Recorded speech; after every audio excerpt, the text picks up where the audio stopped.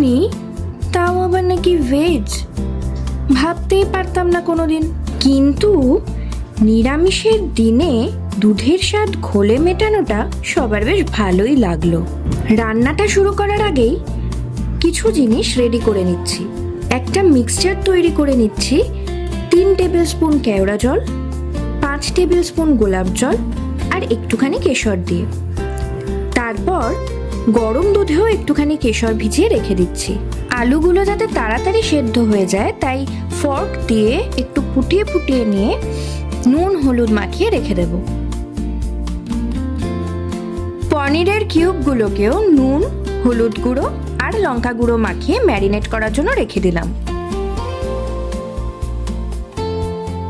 অন্যদিকে গরম জলে 4 থেকে 5টা ছোট এলাচ, একটু দারচিনি আর একটা বড় এলাচ দিয়ে চালটা 80% সেদ্ধ করে নেব। আমরা 500 গ্রাম চাল নিয়ে নিয়েছি। কড়ায় একটু তেল আর 2 চামচ মতো ঘি গরম করে নুন হলুদ মাখানো আলুগুলো ভেজে নিচ্ছি। এরপর ম্যারিনেটেড পনিরগুলোও কিন্তু ভেজে নেব।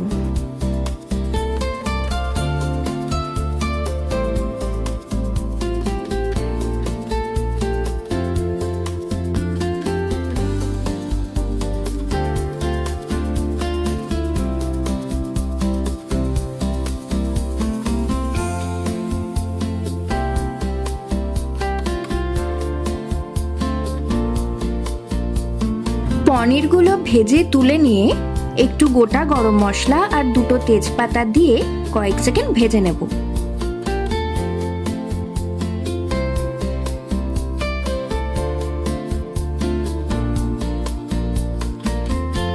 তারপর দিয়ে দেব 2 টেবিল স্পুন আদা বাটা, 3টে বড় টমেটো বাটা, সামান্য থেতো করে নেওয়া 4টে মতো কাঁচা লঙ্কা, 1 টেবিল স্পুন হলুদ গুঁড়ো, 1 টেবিল স্পুন জিরে গুঁড়ো, 1.5 টেবিল স্পুন কাশ্মীরি লঙ্কা গুঁড়ো, 2 টেবিল স্পুন বিরিয়ানি মশলা, 1 টেবিল স্পুন নুন আর 1 টেবিল স্পুন চিনি।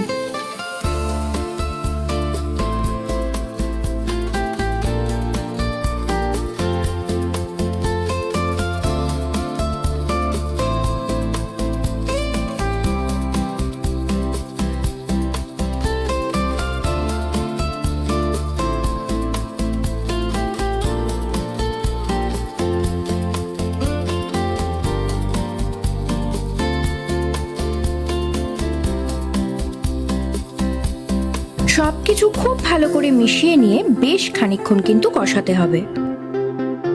খানিকক্ষণ পরে দিয়ে দেব 3 টেবিল স্পুন মতো ফেটিয়ে নেওয়া দই। মশলা থেকে তেল ছাড়তে শুরু করলেই গরম জলে আগে থেকে ভিজিয়ে রাখা সয়াবিন থেকে জল একদম চেপে বের করে নিয়ে মশলার মধ্যে ছেড়ে দেব।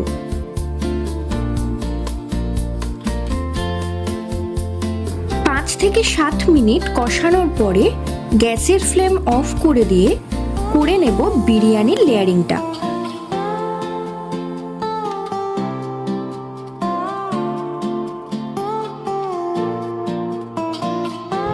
এইভাবে 80% সেদ্ধ করা চাল, ভাজা আলু আর ভাজা পনিরগুলো সাজিয়ে নিচ্ছি।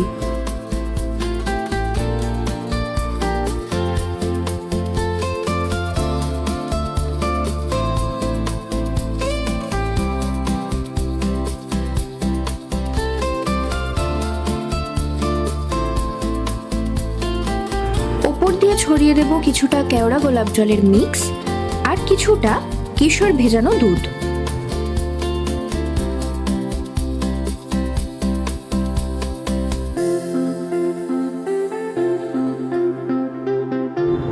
বাকি চালটা, কেওড়া গোলাপ জলের মিক্স, কেশর ভেজানো দুধ আর ওপর থেকে 1 টেবিল স্পুন মতো ঘি ছড়িয়ে দিয়ে 10 থেকে 15 মিনিটের জন্য মিডিয়াম ফ্লেমে ঢাকা দিয়ে বসিয়ে দিলাম।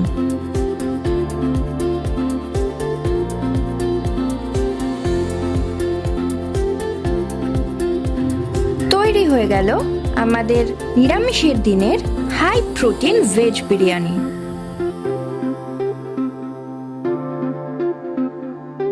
আমাদের রেসিপিটা ভালো লাগলে লাইক, শেয়ার আর সাবস্ক্রাইব করুন।